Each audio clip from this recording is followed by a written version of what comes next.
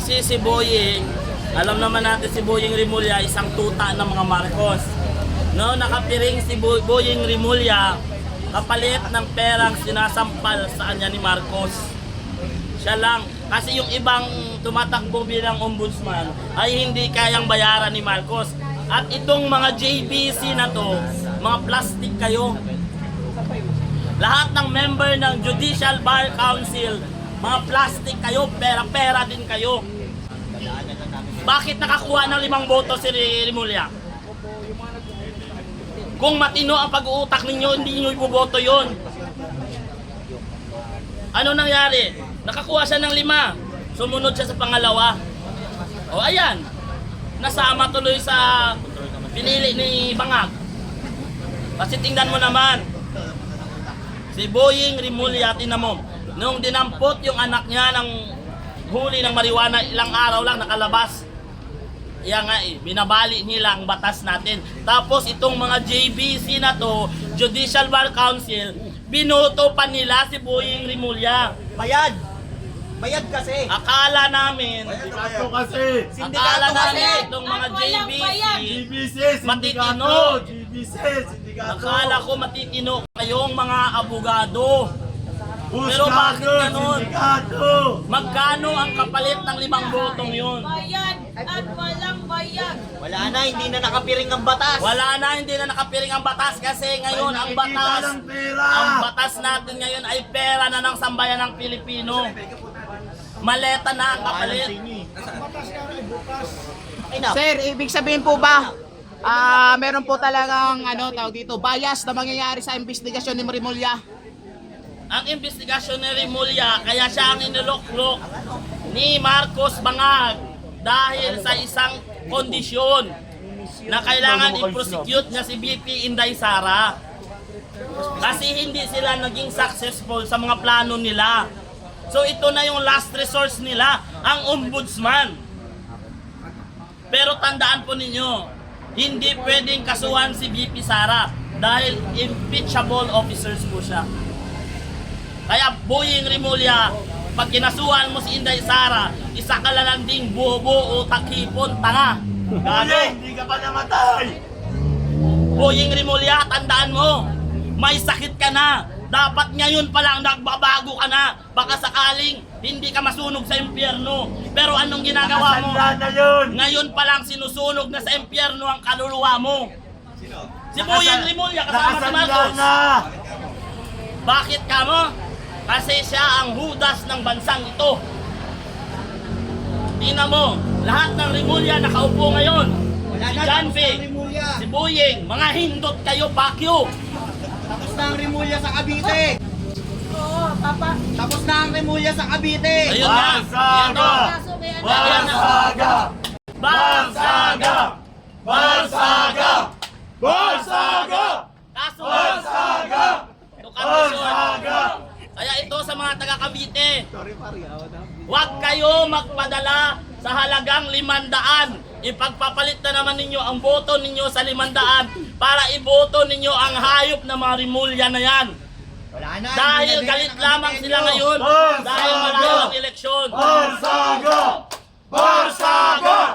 Barsaga! Barsaga! Kaya si Boying Rimulya, nabubulok na ang bayag niyan. Ha? Mukha niya nga nabubulok na, bayag niya pa kaya. Nabubulok na! Nabubulok na! Nabubulok na! Nabubulok na! Okay, Bulok na. kay Soto, ano niya napansin niyo? Di ba, Mamamatay na. naaagnas ang mukha niya? Tumagano na siya.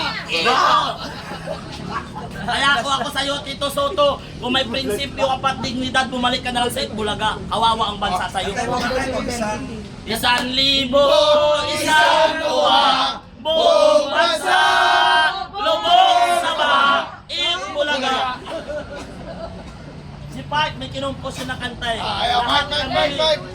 Park, wait, gana siya. Lahat kami sa korupsyon. Ganun ba? Lahat kami! Ito na kabayan, ito na po, ito na. Sir Placido, Sir Placido. Ito na kabayan, ito na Kaya, to. ano po yung katanungan ninyo? Sir, ngayong inappoint nila si Erwin Tulfo bilang at this time acting na naman Acting. ng Blue Ribbon Committee. Sa tingin mo saan patutungo ang investigasyon? Ang nangyayari ngayon, in-appoint nila ang mambabali ng batas. Acting Senate Blue Ribbon Committee. Ano itatanong ni Tulfo doon? Saan mo kinuha ang pera? Hindi pwedeng ganyan. Kailangan baliin natin yung batas. Ganyan si Tulfo. Isumbong na yan. Walang kwenta Isumbong na yan. ang mga Tulfo. Isumbong na yan. Kaya dapat, bakit nina-appoint ang Tulfo? Dapat unang imbestigahan nila si Rob Tulfo na gumastos ng 2 milyon sa US. Huwag niyong sabihin na pera nila yon. Putang ina-appoint, nakaupo sila. Pera ng gobyerno ang ginastos doon. Hindi natanga ang Pilipino. Mga, Pera nila yan. kaya na, Kaya ang gastusin. nakikita niyo yung mukha ko, hindi ako takot sa inyo, mga putang ina kayo. Sa buwis ng bayan yan! Tamo! Karapatan ng mamamayan! Ipaglaban! Karapatan ng mamamayan! Ipaglaban! Wala nang papalit sa akin. Ano tanong pa? Sige. Buwis ng bayan Tanong ka muna, pag-uusan namin. Nakauwi ng pera ng bayan! Kaso nga, ang batas natin dito sa Pilipinas, napakarami na nating batas. Ang kulang lang, i-implement yung batas na dapat ang batas ay walang butas, walang in favor doon sa gumagawa ng batas kasi lahat ng gumagawa ng batas may in good terms naman sa kanilang negosyo. Protektado din ng batas na yon ang kanilang mga hayop na negosyo. Kaya dapat sa susunod, kung malinis man na ito ang gobyerno na to, tama lang, wala ng mga senador, wala ng mga congressman, wala ng mga kansilor, salot lang yan sa lipunan, paswelduhan ng taong bayan, wala namang mga kwenta, wala namang nagagawang maganda. Kaya kailangan natin linisin ang bansang ito. Ang tao! Ang bayan! Ngayon ay lumalaban! Ang tao! Ang bayan! Ngayon ay lumalaban! The people united Will never be defeated. The people united will never be defeated.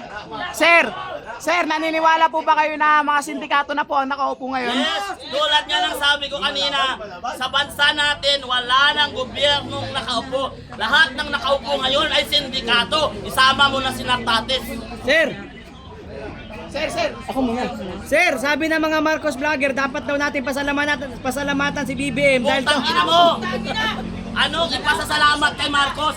Dahil kay Marcos nasira ang Pilipinas, Ma'am Pet, thank you so much. nagkawatak-watak ang Pilipino, nagkakagulo dahil sa hayop ng presidenteng yan. Siya ang tunay na salot sa bansang ito. Kaya dapat siya ang unang ilayos o palisin dito sa Pilipinas. Ano pangalan ng vlogger? halos lahat ng mga... pangalan ng vlogger? Ha? Anong pangalan ng vlogger? Nagpapasalamat daw? Magpasalamat daw tayo kay BBM Yan, dahil daw... tama yan! Salamat, BBM! Mga Pilipino, magpasalamat tayo kay BBM. Bakit? Alam niyo kung bakit? Maraming salamat sa iyo, President BBM, kasi binalik mo ang Shabu, binalik mo ang kaadikan ng mga tao, binalik mo lahat ng bisyo dito sa Pilipinas at nagnako pa kayo sa pera ng taong bayan. Maraming salamat sa iyo. Yan. Maraming salamat sa kanya, no? Maraming salamat sa inyo. Presidente Magpapasalamat ang Cebu kay BBM Marcos, kay Bongbong Marcos dahil maraming mga private individuals doon ang na-afford lang nila na relief goods ay Spam, Gardenia at Jasmine Rice. Samantalang ang Pangulo na may access sa lahat ng funds ay nagpadala ng 20 peso kilo na Nagbenta bugas. ka. Pugo. 20 pesos na isang kilong bigas. Nilindol. Bentahan pa ang mga taga Cebu. Pugo.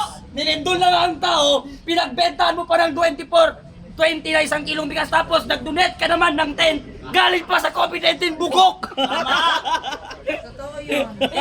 Yan ang presidente na kahit paglagay ng tao sa kilikili niya, hindi niya alam.